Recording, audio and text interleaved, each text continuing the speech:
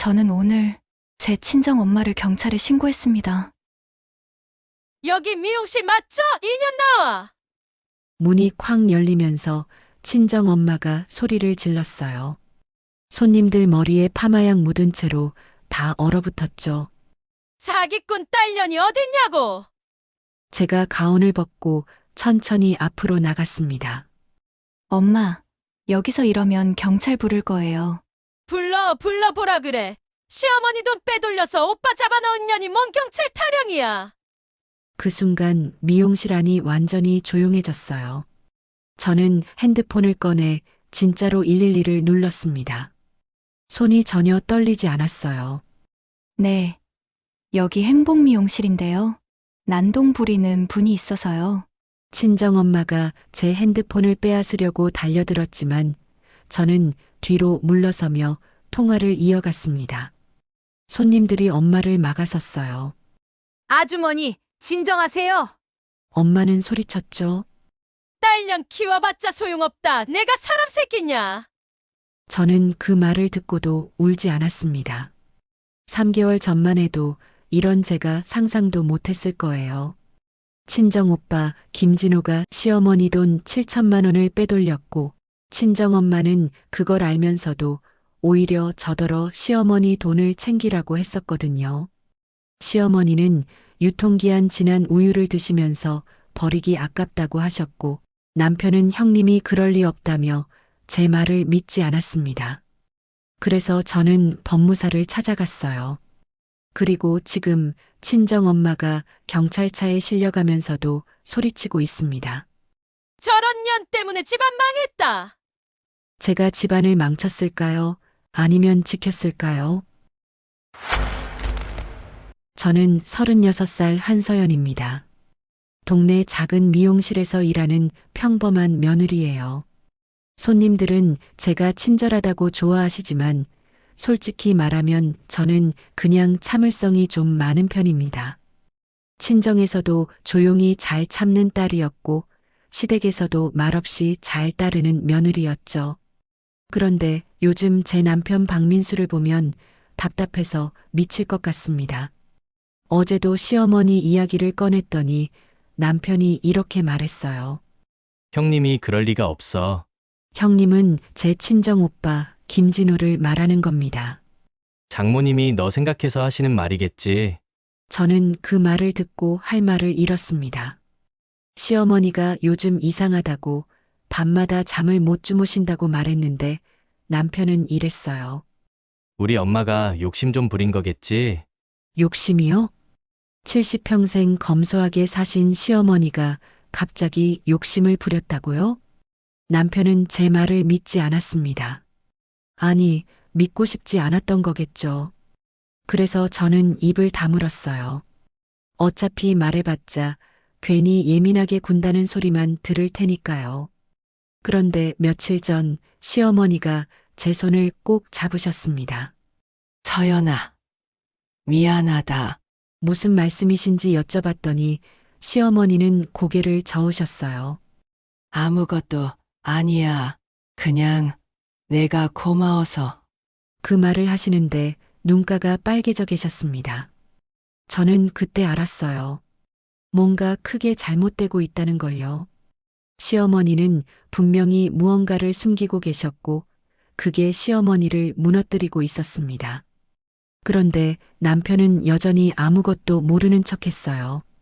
엄마가 나이 드니까 감정이 풍부해지신 거야. 저는 그날 밤 잠을 못 잤습니다. 시어머니의 빨개진 눈이 자꾸 떠올랐거든요. 그리고 며칠 뒤 미용실에 단골 손님이 오셔서 이런 말을 하셨죠. 서연 씨 오빠, 요즘 외제차 타고 다니던데요. 저는 그 순간 온몸이 얼어붙는 것 같았습니다. 친정오빠 김진호는 작년까지만 해도 중고차를 몰고 다녔거든요. 저는 그날 저녁 친정오빠 김진호에게 전화했습니다. 오빠 요즘 차 바꿨어요? 김진호는 웃으며 대답했어요. 아, 그거 회사에서 빌린 거야. 회사 차라고요? 오빠는 작은 인테리어 회사를 다니는데 직원도 3명밖에 없었거든요. 그런 회사가 외제차를 빌려준다는 게 말이 안 됐습니다. 그래, 요즘 일이 잘 돼서. 김진호는 그렇게 말하고 전화를 끊었어요. 저는 핸드폰을 내려놓고 한참을 앉아 있었습니다. 뭔가 이상했어요. 오빠 목소리가 평소와 달랐거든요. 너무 가볍고 너무 자신 있었습니다. 며칠 뒤 시어머니를 찾아뵀어요. 시어머니는 거실 소파에 앉아 계셨는데 손에 통장을 쥐고 계셨습니다. 어머니, 무슨 일 있으세요? 시어머니는 깜짝 놀라며 통장을 숨기셨어요. 아니야, 아무것도 아니야. 저는 그 모습을 보고 가슴이 철렁했습니다. 시어머니는 평생 저한테 숨긴 적이 없으셨거든요. 어머니, 저예요. 말씀해 주세요. 시어머니는 한참을 망설이시다가 작은 목소리로 말씀하셨어요. 서연아, 진호 씨가 그러는데. 진호 씨요? 제 오빠를 그렇게 부르셨습니다. 요즘 은행이 어르신 돈 빼먹는다고. 저는 그 말을 듣고 온몸에 소름이 돋았어요. 그래서 진호 씨가 안전하게 맡아준다고 해서. 안전하게요? 얼마나 맡기셨어요? 시어머니는 고개를 숙이셨습니다. 7천만 원. 저는 그 자리에서 숨이 막혔습니다. 7천만 원이요? 시어머니가 평생 모으신 돈 전부였어요. 언제 맡기셨어요? 석 달 전쯤. 석 달 전이면 김진호가 외제차를 타기 시작한 시점이었습니다. 저는 떨리는 목소리로 물었어요. 그런데 왜 저한테는 말씀 안 하셨어요? 시어머니는 눈물을 글썽이셨습니다. 진호 씨가 그러더라. 서연이한테 말하지 말라고. 요즘 며느리들은 돈 앞에서 다 달라진다고. 그 말을 듣고 나니까 내가 미안해서 차마 말을 못하겠더라. 저는 그 순간 머리가 하얘졌습니다. 친정 오빠가 시어머니를 완전히 고립시킨 겁니다. 저와 시어머니 사이를 갈라놓고 시어머니가 아무한테도 말 못하게 만들어버렸어요. 어머니, 그건 사기예요. 진호 씨가 그럴 리 없어. 걔가 날 속일 이유가 없잖니. 시어머니는 아직도 김진호를 믿고 계셨습니다. 저는 그날 밤 남편한테 전부 이야기했어요.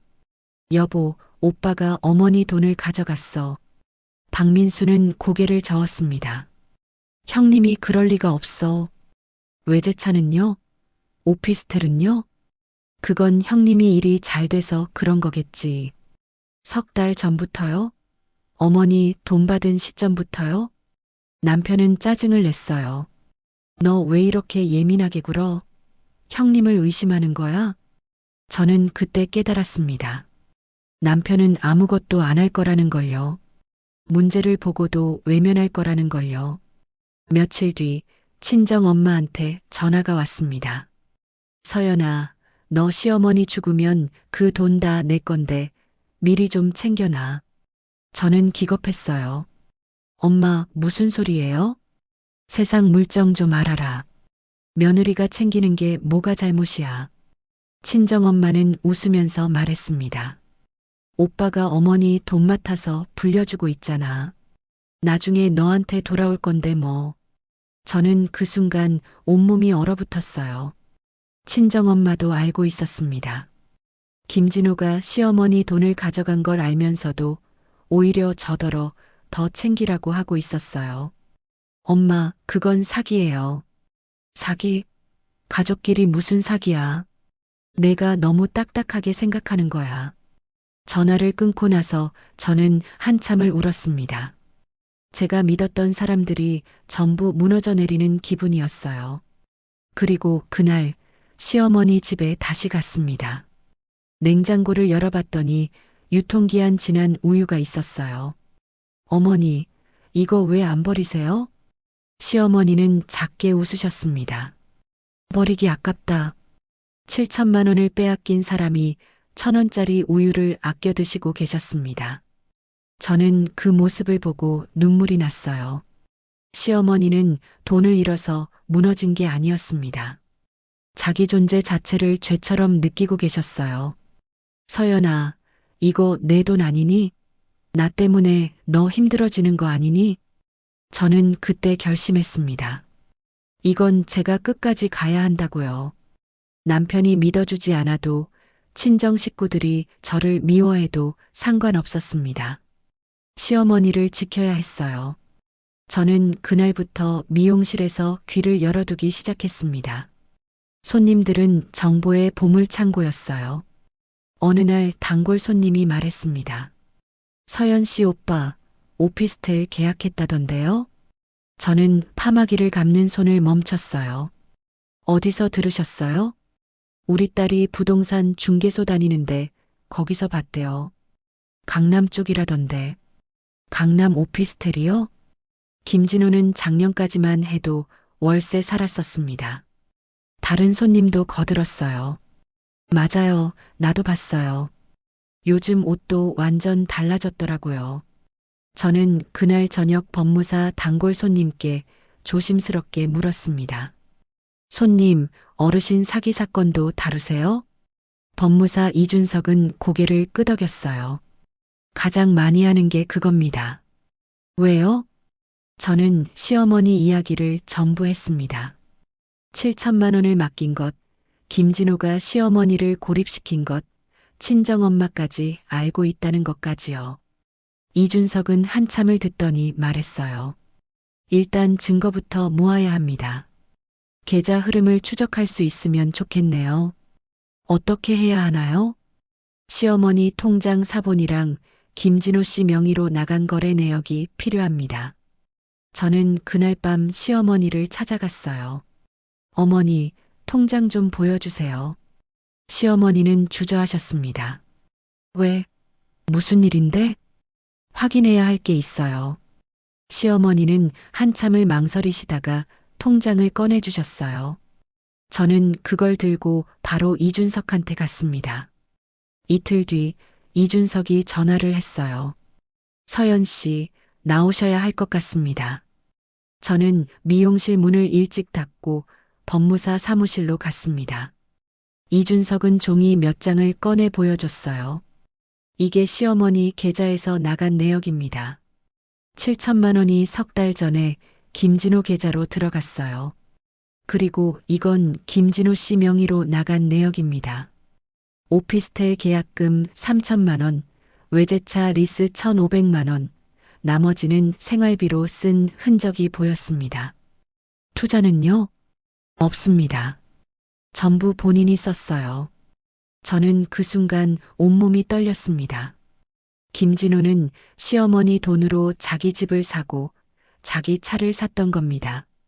이걸 가지고 뭘 할 수 있나요? 고소할 수 있습니다. 사기죄로요. 저는 그날 밤 남편한테 서류를 보여줬어요. 여보, 이것 봐. 오빠가 어머니 돈을 전부 썼어. 박민수는 서류를 보더니 고개를 저었습니다. 이게 확실한 거야? 혹시 투자금일 수도 있잖아. 투자금이 오피스텔 계약금으로 나가요? 그건 형님이 설명할 수 있을 거야. 저는 그때 폭발했습니다. 당신 어머니가 우유 상한 거 드시고 계셔. 7천만 원 잃고도 1,000원짜리 우유 못 버리시는데. 당신은 지금 뭐 하는 거야? 남편은 당황했어요. 그건 그렇지만은 무슨, 당신이 안 할 거면 나라도 해야지. 저는 그날 밤 김진호한테 전화했습니다. 오빠 내일 법무사 사무실로 와요. 왜? 무슨 일인데? 어머니 돈 이야기 할 거예요. 김진호는 한참 침묵하다가 말했어요. 서연아, 내가 오해하는 것 같은데. 오해 아니에요. 증거 다 있어요. 증거? 무슨 증거? 내일 오면 보여드릴게요. 이틀 뒤 법무사 사무실에 김진호가 왔습니다. 시어머니도 같이 모셨어요. 김진호는 웃으며 앉았습니다. 서연아, 이게 무슨 일이야? 이준석이 서류를 펼쳤어요. 김진호 씨, 이게 뭡니까? 계좌 흐름표였습니다. 시어머니 계좌에서 김진호 계좌로, 그리고 김진호 명의 오피스텔과 외제차로 흘러간 돈의 경로가 선명하게 보였어요. 김진호는 당황하지 않았습니다. 어머니가 자발적으로 맡긴 겁니다. 투자한다고 하지 않으셨습니까? 네, 투자 맞습니다. 그럼 왜 돈이 오피스텔로 갔습니까? 그건 투자 자산이에요. 나중에 팔면 수익이 나니까요. 이준석은 냉정하게 말했어요. 그럼 계약서는 있습니까? 투자 약정서는요? 수익 배분 약속은요? 김진호는 말문이 막혔습니다. 그건 없으시죠? 단순히 본인 명의로 사셨을 뿐이니까요. 시어머니가 떨리는 목소리로 말씀하셨어요. 진호 씨, 그게 사실이에요? 김진호는 시어머니를 똑바로 쳐다봤습니다. 어머니, 제가 나중에 다 드린다고 했잖아요. 나중은 언제예요? 계약서도 없이 어떻게 믿어요? 김진호는 표정이 굳었어요. 저는 단순 전달자예요. 어머니가 원해서 맡긴 거라고요. 이준석이 종이 한 장을 더 꺼냈습니다. 전달자면 왜 돈이 다시 본인에게 돌아옵니까? 김진호는 아무 말도 못했습니다. 시어머니는 그 자리에서 울음을 터뜨리셨어요. 내가 믿었는데. 저는 시어머니 손을 꼭 잡았습니다. 그리고 김진호를 똑바로 봤어요. 오빠, 이거 고소할 거예요. 김진호는 비웃었습니다. 고소? 가족끼리 무슨 고소를 해? 가족이면 시어머니 돈 빼먹어도 되나요? 김진호는 자리에서 일어났어요. 너 후회할 거야. 후회는 오빠가 할 거예요.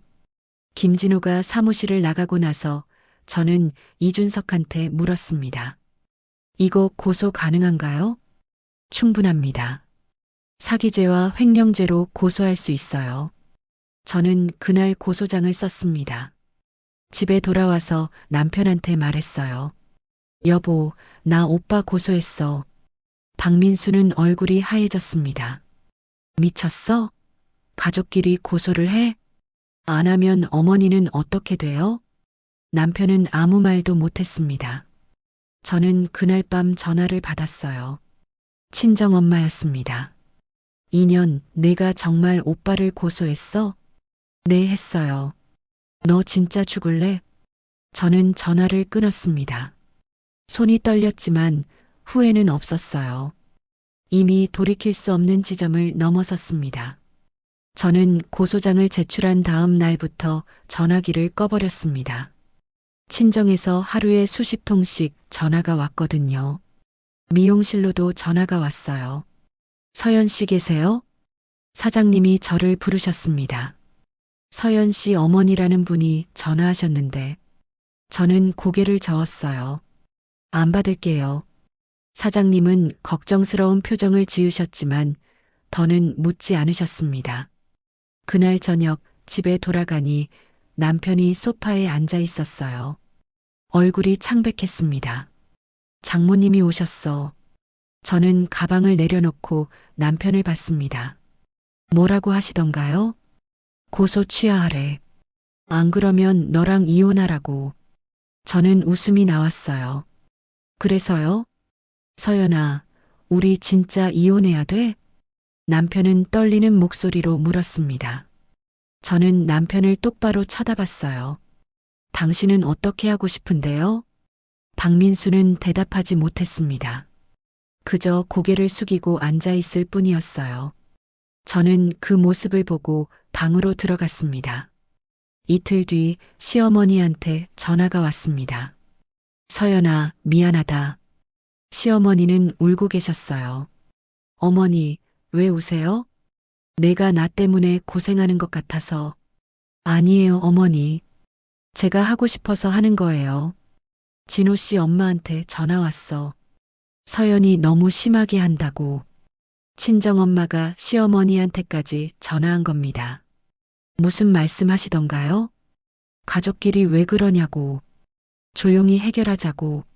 저는 한숨을 쉬었습니다. 어머니, 조용히 해결하면 돈 돌려받을 수 있어요? 시어머니는 아무 말씀도 못 하셨어요. 못 받아요. 오빠는 돌려줄 생각이 없으니까요. 시어머니는 한참을 울다가 말씀하셨습니다. 서연아, 고맙다.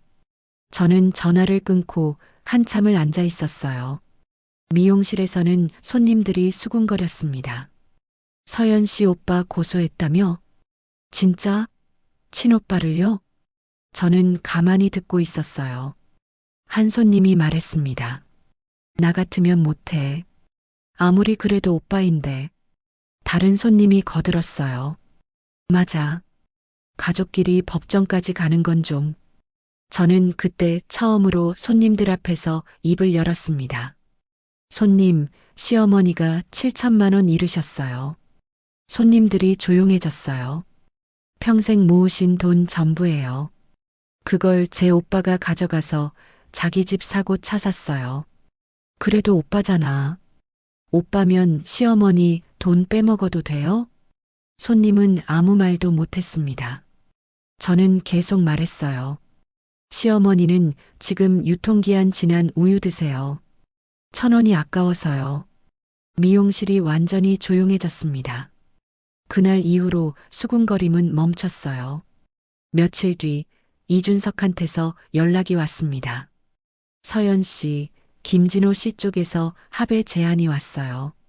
뭐라고 하던가요? 고소 취하하면 3천만 원 돌려주겠대요. 3천만 원이요? 7천만 원 중에 3천만 원만 돌려주겠다는 겁니까? 나머지는요? 투자금으로 쓰고 있으니 시간이 필요하다고 합니다. 저는 웃음이 나왔어요. 거절할게요. 확실하세요? 네. 전부 돌려받을 거예요. 이준석은 잠시 침묵하다가 말했습니다. 좋습니다. 끝까지 가죠. 그날 밤 남편이 퇴근하고 들어왔어요. 서연아, 형님이 3천만 원 준다는데 그거라도 받자. 싫어요. 왜?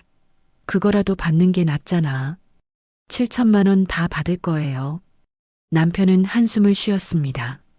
서연아, 현실적으로 생각 좀 해. 가족끼리 이렇게까지 하면. 저는 남편 말을 끊었어요. 여보, 당신 어머니 지금 어떻게 사시는지 알아요? 박민수는 아무 말도 못했습니다. 냉장고에 상한 음식 가득하고 겨울인데 보일러도 제대로 안 틀고 계세요. 그건 오빠는 외제차 타고 다니고 강남에 오피스텔 샀는데 어머니는 1,000원짜리 우유도 못 버리세요.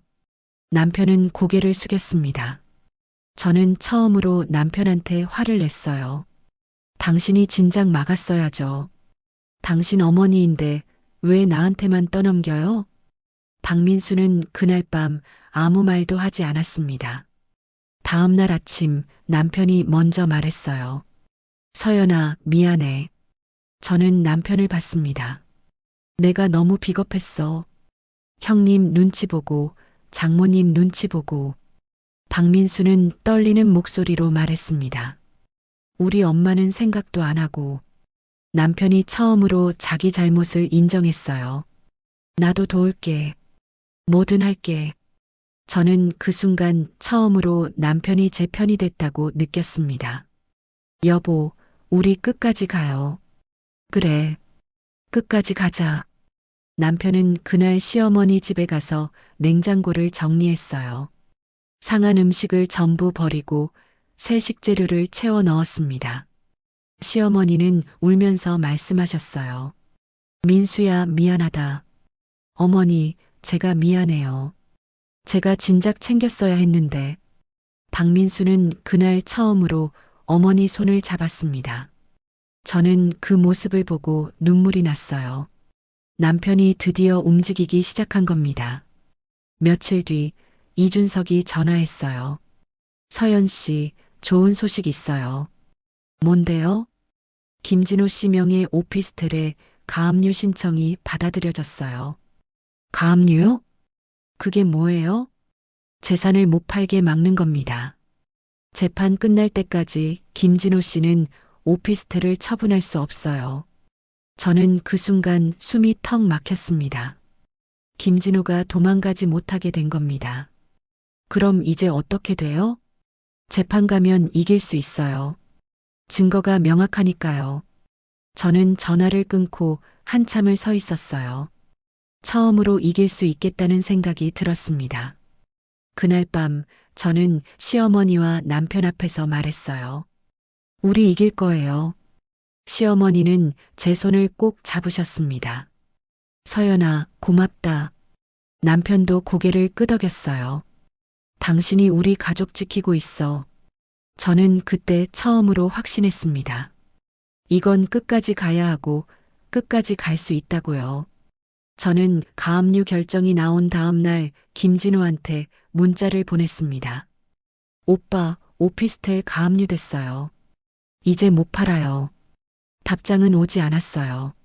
하지만 30분 뒤에 친정 엄마한테 전화가 왔습니다. 2년 내가 진짜 오빠 재산 묶어놨어? 네, 그랬어요. 미쳤구나. 진짜 미쳤어. 저는 침착하게 대답했어요. 시어머니 돈으로 산 거니까 당연하죠. 당연하긴 뭐가 당연해. 당장 풀어. 못 풀어요. 재판 끝날 때까지 못 팔아요.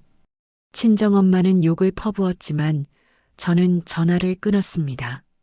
손이 떨렸지만 기분은 나쁘지 않았어요. 처음으로 제가 무언가를 막아낸 기분이었습니다. 며칠 뒤 이준석이 전화했어요. 서연 씨, 김진호 씨 측에서 또 합의 제안이 왔습니다. 이번엔 얼마래요? 5천만 원이요. 그리고 1년 안에 나머지 2천만 원 준다고 합니다. 5천만 원이요? 지난번보다 2천만 원이나 올랐어요. 어떻게 할까요? 저는 잠시 생각했습니다. 5천만 원이면 시어머니가 당장 쓰시기엔 충분했어요. 하지만 저는 대답했습니다. 거절할게요. 확실하세요? 1년 안에 나머지도 준다는데. 믿을 수 없어요. 오빠가 약속 지킬 사람 아니에요. 이준석은 잠시 침묵하다가 말했어요. 알겠습니다. 재판 준비 계속하죠. 저는 전화를 끊고 남편한테 말했습니다. 여보, 오빠가 5천만 원 준다는데 거절했어. 박민수는 놀란 표정을 지었어요. 5천만 원이면 꽤 큰 돈인데 나머지 2천만 원은 1년 뒤에 준대요. 믿어요? 남편은 고개를 저었습니다. 안 믿어지네. 저도요. 그래서 거절했어요. 남편은 제 손을 잡았어요. 잘했어. 끝까지 가자. 일주일 뒤 재판 날짜가 잡혔습니다. 이준석이 서류를 들고 왔어요. 이게 우리 측 증거 자료입니다. 계좌 흐름표, 오피스텔 계약서, 외제차 리스 계약서, 시어머니 진술서까지 전부 들어 있었어요. 이 정도면 충분합니까? 충분합니다. 김진호 씨 측에서 반박할 여지가 거의 없어요. 저는 서류를 보면서 가슴이 두근거렸습니다. 드디어 끝이 보이는 것 같았어요. 재판 전날 밤 김진호한테서 전화가 왔습니다. 서연아. 저는 전화를 받지 않으려다가 받았어요. 왜요? 우리 이렇게까지 해야 돼? 김진호 목소리는 지쳐 있었습니다. 오빠가 먼저 시작한 거잖아요. 나도 어쩔 수 없었어. 사업 자금이 필요했고, 그래서 시어머니 돈 쓴 거예요? 김진호는 한숨을 쉬었어요. 어머니가 나중에 다 받을 거야. 내가 성공하면. 성공은요? 지금 외제차 타고 오피스텔 사는 게 성공이에요? 김진호는 아무 말도 하지 못했습니다. 오빠, 내일 법정에서 봐요. 저는 전화를 끊었습니다. 재판 당일 저는 시어머니와 남편과 함께 법정에 갔어요. 김진호는 이미 와 있었습니다. 친정엄마도 함께 왔더군요. 친정엄마는 저를 보더니 눈을 부라렸습니다. 저는 외면하고 자리에 앉았어요. 재판이 시작됐습니다. 이준석이 증거 자료를 제출했어요. 판사가 서류를 넘기며 물었습니다. 피고 측, 이 자료에 대해 반박할 내용 있습니까? 김진호 측 변호사가 일어났어요. 원고 어머니가 자발적으로 맡긴 돈입니다. 투자 계약서는 있습니까? 구두 계약이었습니다. 판사가 눈썹을 찌푸렸어요. 7천만 원을 구두로 계약했다? 네, 가족 간 거래라서 서류를 작성하지 않았습니다. 이준석이 일어나 말했습니다. 판사님, 피고는 해당 금액으로 본인 명의 부동산을 취득했고 원고에게는 어떠한 수익도 돌려주지 않았습니다. 판사가 김진호를 봤습니다. 피고, 원고에게 돌려준 수익이 있습니까? 김진호는 머뭇거렸어요. 아직은 없습니다만. 언제 돌려줄 예정입니까? 사업이 안정되면. 판사는 고개를 저었습니다. 구체적인 날짜가 없군요. 김진호는 말문이 막혔어요. 재판은 1시간 정도 진행됐고 중간에 휴정이 선언됐습니다. 복도로 나왔을 때 친정엄마가 다가왔어요. 서연아, 그만해. 제발. 저는 친정엄마를 똑바로 봤습니다. 엄마도 알고 계셨잖아요. 오빠가 시어머니 돈 가져간 거. 그래도 가족이잖아. 가족이면 시어머니 돈 빼먹어도 돼요? 친정엄마는 할 말을 잃었습니다. 엄마, 저 이제 안 물러서요. 저는 그렇게 말하고 돌아섰어요. 시어머니가 제 손을 잡고 계셨습니다. 서연아, 괜찮니? 네, 괜찮아요. 남편도 제 옆에 서 있었어요. 우리 끝까지 가자. 재판이 다시 시작됐습니다. 판사가 최종 의견을 물었고 이준석이 답했어요. 원고는 피고에게 사기당한 피해자입니다. 전액 반환을 요구합니다. 김진호 측 변호사도 답했습니다. 피고는 투자 목적으로 받은 돈이며 시간을 두고 반환할 의사가 있습니다. 판사가 고개를 끄덕이며 말했어요. 판결은 2주 후에 선고하겠습니다. 재판이 끝났습니다. 저는 법정을 나오면서 김진호를 봤어요. 김진호는 고개를 숙이고 있었습니다. 처음으로 김진호가 무너지는 모습을 본 것 같았어요. 친정엄마는 김진호를 부축하며 나갔고 저희는 반대쪽 출구로 나왔습니다. 법원 앞에서 이준석이 말했어요. 잘하셨어요. 이길 겁니다. 저는 그 말을 듣고 처음으로 안도했습니다. 시어머니는 제 손을 꼭 잡으셨어요. 서연아, 고맙다. 남편도 제 어깨를 감싸 안았습니다. 당신이 우리 가족 지켰어. 저는 그날 밤 집에 돌아와서 한참을 울었어요. 무서웠고 떨렸지만 동시에 자랑스러웠습니다.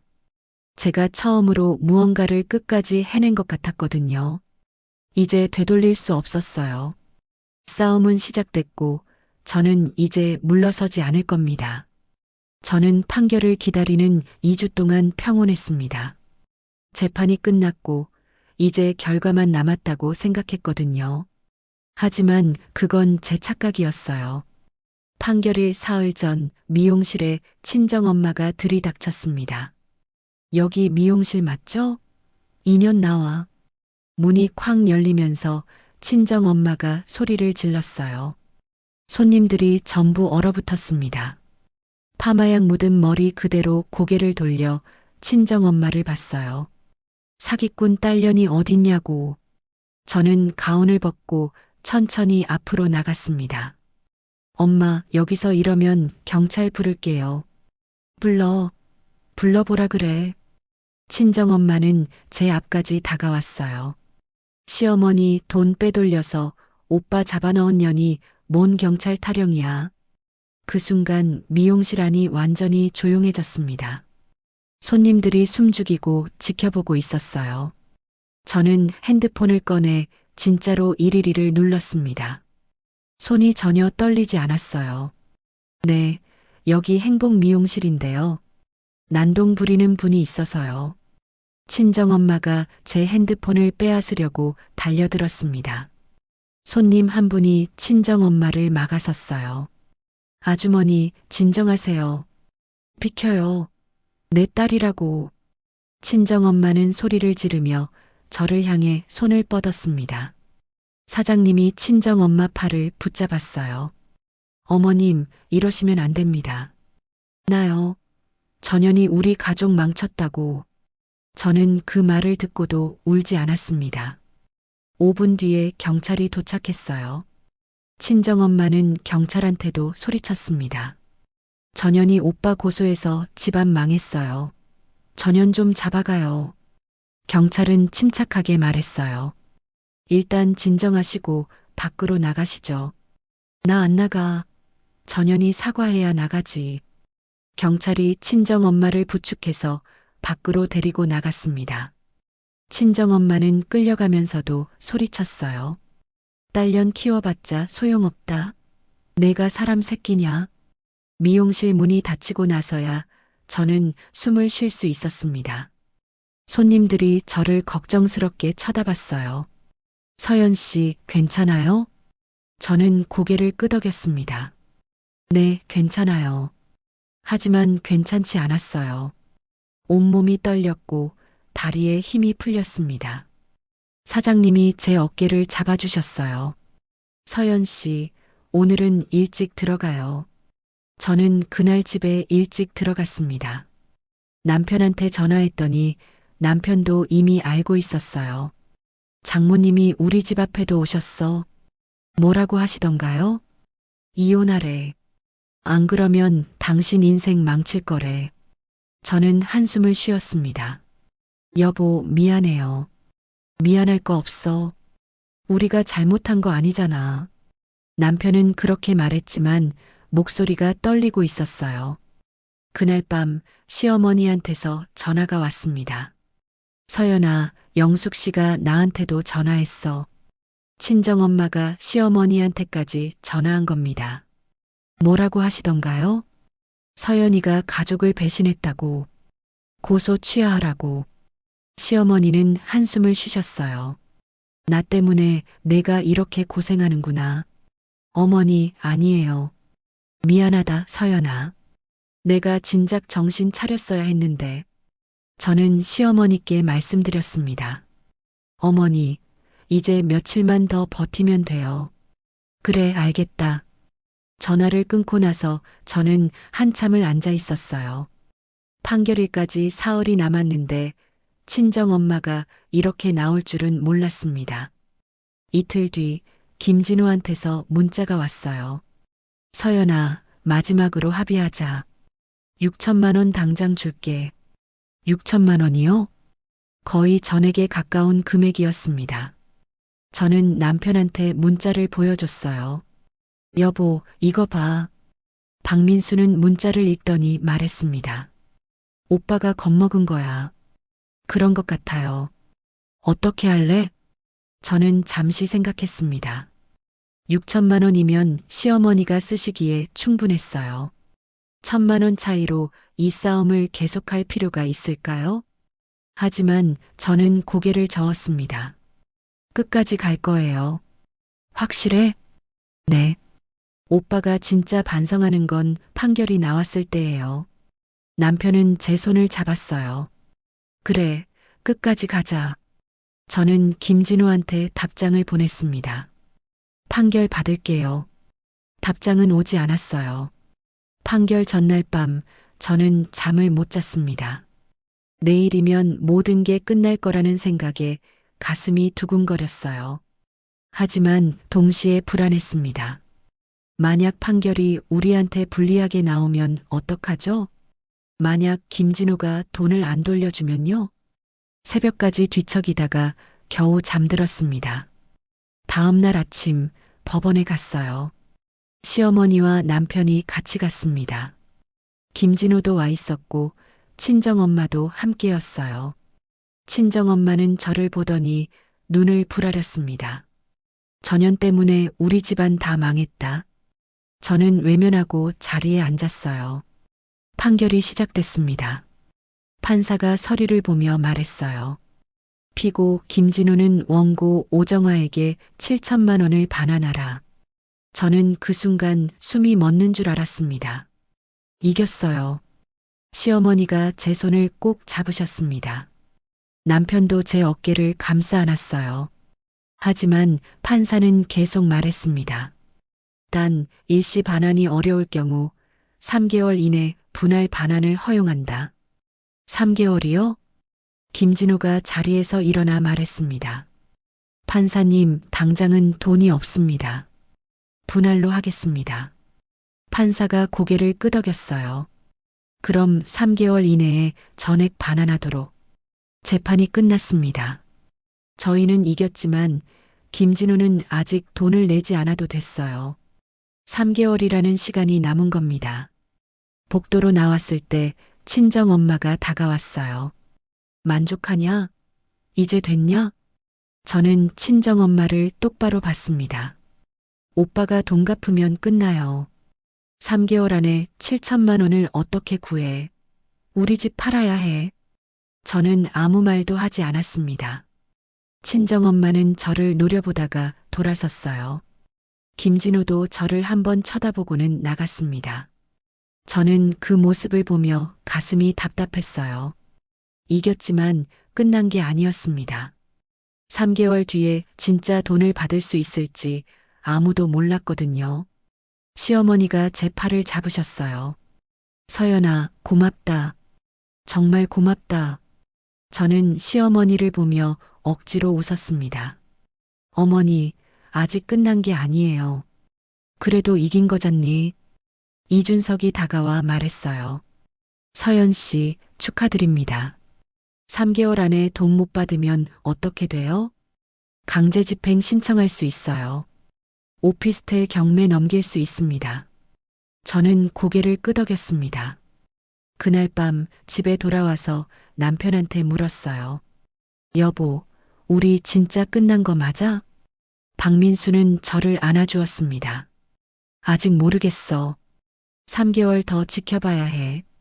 저는 그날 밤 또 잠을 못 잤습니다. 이긴 것 같은데 끝난 것 같지 않았거든요. 더 큰 폭풍이 올 것 같은 기분이 들었습니다. 저는 3개월을 기다렸습니다. 김진호는 첫 달에 1,000만 원을 보냈어요. 둘째 달에 2천만 원을 보냈습니다. 그리고 마지막 달 나머지 4천만 원이 시어머니 계좌로 들어왔어요. 7천만 원 전부 돌려받았습니다. 시어머니는 통장을 보시며 우셨어요. 서연아, 고맙다. 정말 고맙다. 저는 시어머니 손을 잡았습니다. 어머니, 이제 편히 쓰세요. 그날 이후로 친정 엄마한테서는 연락이 오지 않았어요. 김진호도 마찬가지였습니다. 오피스텔은 결국 팔렸고 김진호는 다시 월세로 돌아갔다고 들었습니다. 저는 그 소식을 듣고도 아무 감정이 들지 않았어요. 남편은 요즘 시어머니를 자주 찾아뵙습니다. 냉장고를 확인하고 보일러가 잘 돌아가는지 체크하죠. 엄마, 이거 유통기한 지났어요. 아이고, 그래. 버려야겠다. 시어머니는 이제 망설이지 않고 버리십니다. 그리고 저한테 말씀하세요. 서연아, 나 이제 안 숨는다. 시어머니는 정말로 달라지셨어요. 당당하게 사시고 웃으시고 돈 쓰는 것도 두려워하지 않으십니다. 남편도 말했어요. 당신이 우리 엄마를 살렸어. 우리 가족을 지켰고. 저는 그 말을 듣고 처음으로 제가 잘했다고 생각했습니다. 미용실에서는 손님들이 물었어요. 서연 씨, 결국 어떻게 됐어요? 돈 다 돌려받았어요. 손님들이 박수를 쳤습니다. 잘했어요. 정말 잘했어. 저는 그날 처음으로 편하게 웃을 수 있었어요. 제가 이 이야기를 통해 배운 건 하나입니다. 혈연이 가족이 아니라 끝까지 사람을 지키는 사람이 가족이라는 거요. 시어머니는 제 친정 엄마보다 저를 믿어주셨고 남편은 결국 제 편에 섰습니다. 그게 진짜 가족이었어요. 지금도 가끔 생각합니다. 만약 그때 포기했다면 어땠을까요? 시어머니는 평생 죄책감 속에 사셨을 거고 김진호는 또 다른 사람을 속였을 겁니다. 저는 포기하지 않아서 다행이에요. 끝까지 간 덕분에 우리 가족은 지켜졌으니까요. 이야기 들어줘서 감사합니다.